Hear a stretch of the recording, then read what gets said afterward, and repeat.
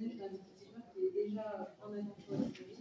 Et donc, on accueille 600 rencontres qui s'étendent dans le milieu, je ne me trompe pas. Et vraiment, il faut le remercier d'être venu parce qu'il a remplacé un de ses collègues au pied levé hier soir à 19h. Il a appris qu'il devait venir aujourd'hui. Donc, vraiment, merci.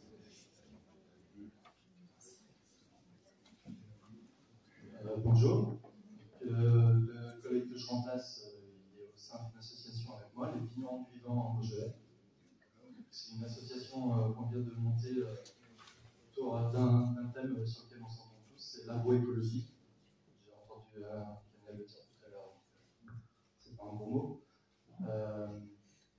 Et on s'est réparti des axes de travail pour amener notre vigne en agroécologie autour de plusieurs thématiques. Donc les arbres, les couverts végétaux, la physiologie et la conduite de la vigne, parce qu'il va falloir certainement l'adapter, surtout chez nous, pour pouvoir accepter les arbres, la fertilisation et la nutrition de la plante, la phytothérapie et les plantes pour au sol, pour toutes les vignes que l'on n'arrive pas à cultiver. C'est une petite association de 24 vignerons, de 3 hectares à 100 hectares les domaines. Et on a le projet de 7 km de haies en 3 ans et 1500 arbres agroforestiers sur les différents domaines.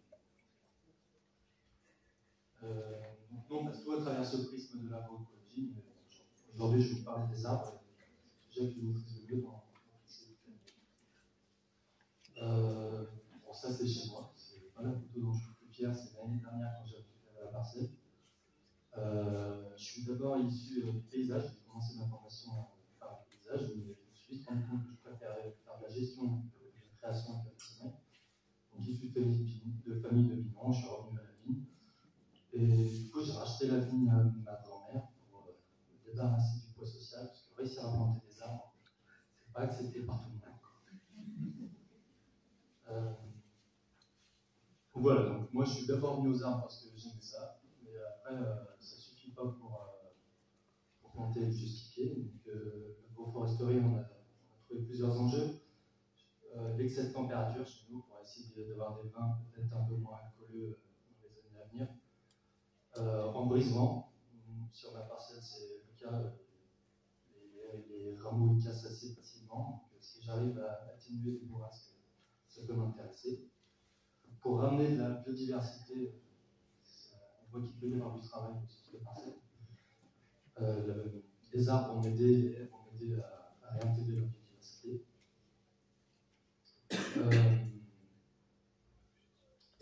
Pour ceux qui ont une sensibilité avec la biodynamie, les arbres, c'est quand même la plante sur laquelle la vigne va monter. Donc, après, c'est tout un ensemble de signaux faibles. On a entendu parler des chants des oiseaux qui ont une influence sur la croissance des plantes. Il y a tout un tas de subtilités que je ne peux pas tout lister, c'est peut-être pas très intéressant. Et le plus gros sujet chez moi, c'est l'érosion. On a des pentes pour 20% en moyenne. On a des problèmes avec notre sol granitique très pauvre qui s'érode assez facilement. Là, c'est l'été dernier. Bon, ça a été repoussé depuis remonter à la peine, mais le vigneron s'est amusé à remettre de la paille par-dessus, remonter tout le sable qui était descendu sur la route. Alors que les rangs, ils font 30 mètres. Il y a un charroi et on organise toute la colline comme ça en charroi avec des sableurs pour bien curer régulièrement, pour remonter la terre en vignes. Ça, c'est vraiment un des gros enjeux sur ma colline, c'est l'érosion. La fertilité, elle se retrouve au fond. L'herbe, elle est bien verte à cet endroit-là, mais pas trop autour de la colline. Et quand j'ai repris les vignes, mon oncle m'a dit c'est bien gentil Tristan de vouloir faire bio, mais le travail du sol, la terre, elle descend. Pire que ça. Ça, c'est sans travail du sol. À chaque orage, il faut remonter la terre. Ça m'a un peu calmé dans l'idée de travailler le sol, ce qui m'a amené à réfléchir à d'autres solutions. Donc ça, c'est le lieu aérien de ma petite colline avec le sens des flèches, c'est l'écoulement des eaux, mais sur les charrois, avec des désableurs assez régulièrement, pour amener l'eau dans des canalisations qui partent à la rivière en un rien de temps. Et on on a un village on s'appelle les Grenouillards. On a des inondations assez régulièrement, on se pose des questions. Alors qu'on est très performant pour conduire l'eau le plus vite possible, très loin. Donc il peut y avoir un enjeu local aussi de réussir à garder l'eau au sein de notre parcelle. Bon, c'est pas moi qui vais faire le plus, parce que je suis le plus petit membre du groupe. Il y a 2 hectares, et je viens d'arriver à 3 hectares.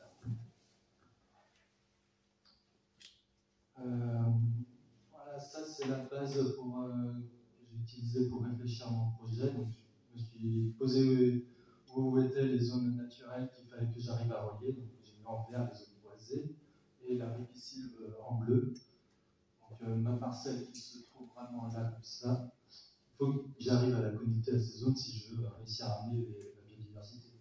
Le hérisson, par exemple, il ne traverse pas des zones sans arbustes, il suit les haies et je ne peux pas l'avoir. J'ai peut-être pas besoin de l'hérisson, mais c'est un exemple de ce que je connais. Donc voilà, donc les flèches noires pour symboliser les échanges qu'il faut créer. Il y a que les chevreuils qui traversent les bois. En jaune, c'est des zones de friche qui me conviennent très bien. Et ça, c'est une réserve de mine potentielle que je vais prévoir dans mon aménagement. Et voilà le projet que j'ai présenté pour un des plans qui, en ce moment, j'ai fait un beau dessin pour plusieurs années.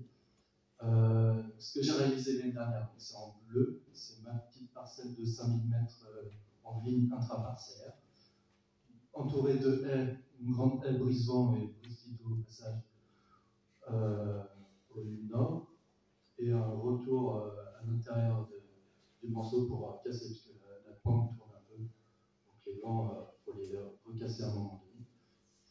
Et le projet s'étale jusqu'en 2024, c'est avec le plan de relance qu'a lancé Macron. J'aurais dû planter cette année, c'était en violet, mais il n'y a pas que les vignerons qui souffrent des incidents climatiques. Le GES touche les pépiniéristes et on s'est fait planter l'année dernière.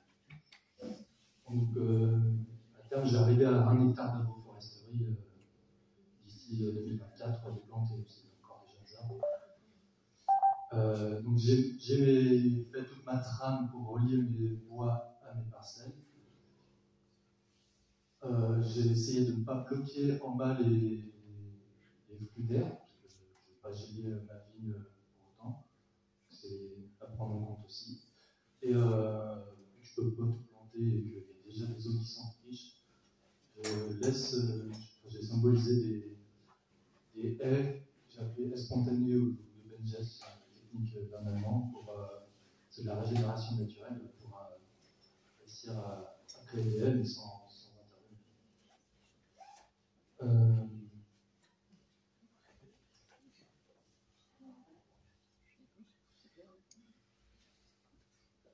Je peux parler de densité, on pourra voir ça après.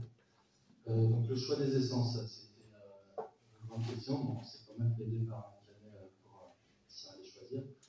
Et globalement, ce qui marche, c'est quand on se promène, on observe les arbres qui sont autour de nous, ils sont chez eux, donc on peut les utiliser sans trop de problème. Ça, c'est la plantation. Vu que j'ai des copains paysagistes, ils ont fait des petits dessins sympas. Ce qui est très important, c'est vraiment d'être organisé et d'arriver le jour de la plantation prêt, avec des plans et une méthode précise de comment on va faire. Parce que sinon, on perd beaucoup de temps, et avec des végétaux qui ont été sortis de terre, les racines à l'air, c'est pas. Il faut aller vite. Donc, j'avais prévu des séquences. On va faire un point le matin, et puis on va planter. Printemps, la jauge. Et mon copain, il va faire un petit résumé de l'ensemble de la plantation, le pré-trou à la pêche, la plantation, la protection et le tuteur pour protéger des chevreuils, des lièvres. Voilà. Et voilà le résultat un an après. Les photos sont floues, parce que mon téléphone est un peu cassé. Je les ai faites hier soir dernier moment. c'est bien énervé. Je suis le premier heureux de voir autant de verdure sur ces photos par rapport à celle de l'année dernière. Et donc, pour l'instant, ça ressemble à des grandes chaussettes noires avec un arbre qu'on peut voir tous les 5 végétaux avec sa grande chaussette.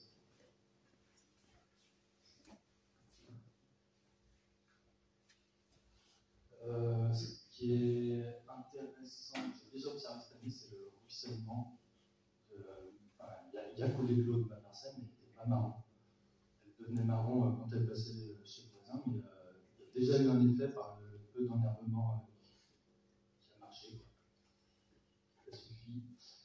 On peut voir que je suis parti sur une modalité d'arbre au milieu de mes rangs de vie. J'ai mis un arbre tous les 17, ce qui fait tous les 10 mètres chez nous, en et entre deux lignes d'arbres, il y a 7 mètres. C'est la largeur du pulvérisateur classique chez moi. Ce qui m'amène à une densité de 150 arbres par hectare. Au sein de l'association, on a un peu toutes les modalités. Ça monte à 250 en 6 mètres par 6 mètres. Je pensais sur des jeunes filles. Un autre point que je vous parlais tout à l'heure, donc la régénération assistée, c'est ce qu'on parlait des friches, c'est peut-être pas mal non plus. J'en ai fait un petit peu. Les haies de Benkei, c'est un tas de végétaux anthropiqués, et puis on attend que ça se passe. Voilà, la photo est vraiment floue, mais en gros, c'est un gros bordel de rances pour l'instant. Et ça va bien se faire. Donc, je vous ai remis le schéma d'anthropologie. Dans 25 ans, il y aura une haie. Il faut être patient. Voilà. On ne peut pas être partout. Les talus, c'est chiant à planter. S'il faut aller gratter le sol dans un talus, un orage latéral descend. Voilà, j'ai fini la présentation de mon projet. Si vous avez des questions, je vous écoute.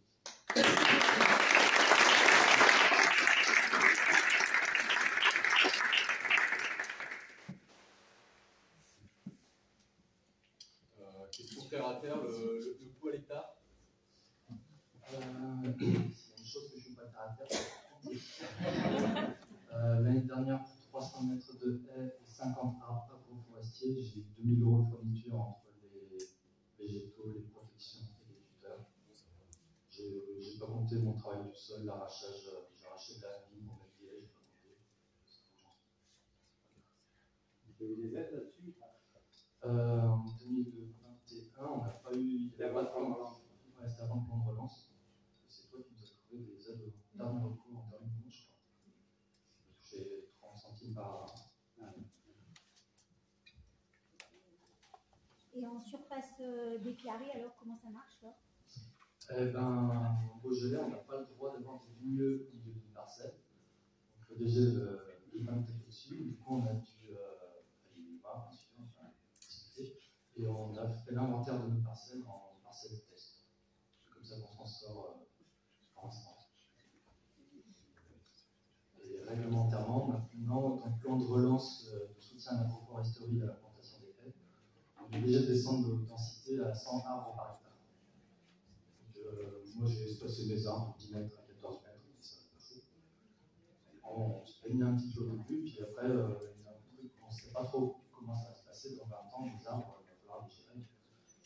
Peut-être que 50 arbres au moins un hectare, c'est un peu facile aussi.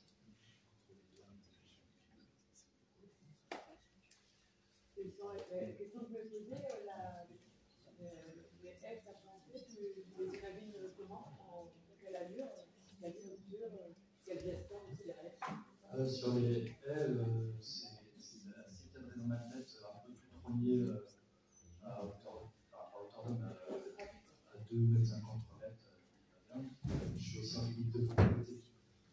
Le voisin, il aura changé d'ici un an, mais je ne sais pas qui ce sera. Prévoir.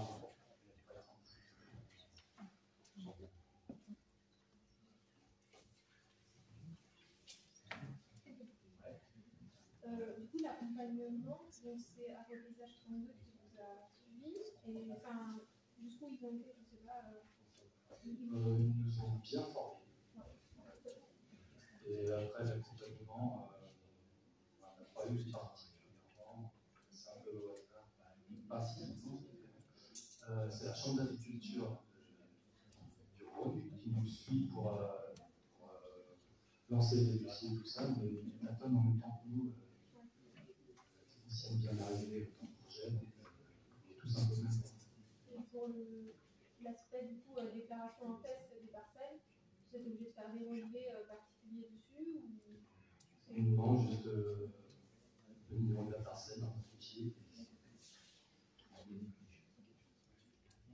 Au niveau de l'ODG, la négociation était dure, ils ont été accueillants sur le projet, ça s'est passé comment?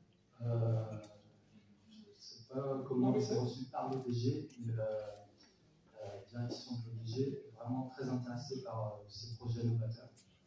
Donc, elle nous suit à fond, on va dire. Donc, ça a été assez facile de faire rentrer ça dans le cadre.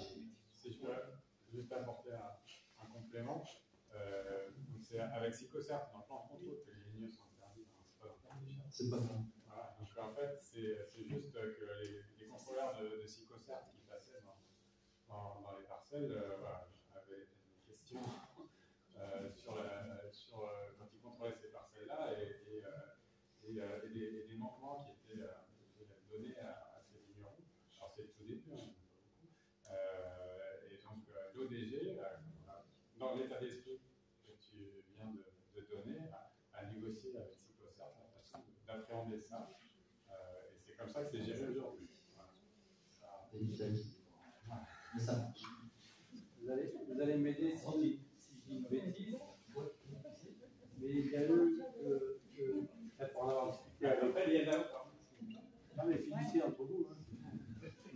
C'est comme ça que ça avance. Hein. Après, le plus simple, c'est en réalité de demander une expérimentation au niveau des vignerons, ne serait-ce que pour faire peut-être évoluer les mentalités, aussi faire avancer le sujet au niveau des instances, ce qui n'est pas, à mon avis, inintéressant. Et de ce fait, si vous avez accepté. De toute façon, on va tous se retrouver au lycée Bel-Air le 20 juillet, donc on fera avancer les dossiers. Non, ce que j'avais trouvé très intéressant de la part de Pierre Pont, chez qui on ira, je crois, en visite, hein, parce que moi j'ai ma chambre là-bas, donc c'est facile. Non, ce qui était intéressant dans les discussions, mais j'ai peur de dire une bêtise, tu vas me corriger, vous allez me corriger, c'est que l'agroécologie a été intégrée comme telle. Et ça, je pense que c'est la meilleure des avancées qu'on puisse avoir. Parce que, je ne veux pas parler à votre place, mais moi je ne connais pas un vigneron qui plantera plus d'arbres que ce dont il a besoin. Vous voyez, c'est l'idée de dire, je fais rentrer l'agroécologie dans les charges, arrêter de compter les bouts de ficelle et les bouts de machin et les bouts de trucs, et je trouve, je ne sais pas où ça en est, mais je trouvais, ça fait 2 ans, quelque chose comme ça, je trouvais que cette avancée était intéressante, de dire, on met l'agroécologie en perspective. Sous-entendu, vous continuez à faire bon, vous continuez à faire bien, vous vous engagez sur un certain nombre de démarches, de pratiques, et c'est l'agroécologie qui vous caractérise. C'est pas juste, ah, t'as mis un arbre de trop, et il y avait ça sous-jacent. Oui, ça, c'est intéressant, c'est-à-dire, on se fait confiance, on essaye pendant 2 ans de se faire confiance. Et moi, j'avais même pas pensé, tellement c'était ambitieux, je n'avais jamais pensé, sauf que Pierre dit, non, mais on a mis l'agroécologie comme. Ça, c'est bon. Qui va planter plus d'arbres? Qui va le dire? Voilà. Oui, moi je vous parle juste des arbres aujourd'hui, sur ce sujet, mais sur les 24 domaines, on est 7 à essayer l'agroforesterie intraparcellaire, et la grosse majorité des avancées, c'est sur les couverts végétaux, tout le reste du travail de la même. Et surtout, ce n'est pas une association de chapelle, on n'est pas tous en biodynamie, ça va du coopérateur au conventionnel, au bio, au vin nature, enfin, vraiment tout le monde. Et c'est l'agroécologie, c'est ce que je peux raconter au début, c'est vraiment l'agroécologie qui nous rassemble.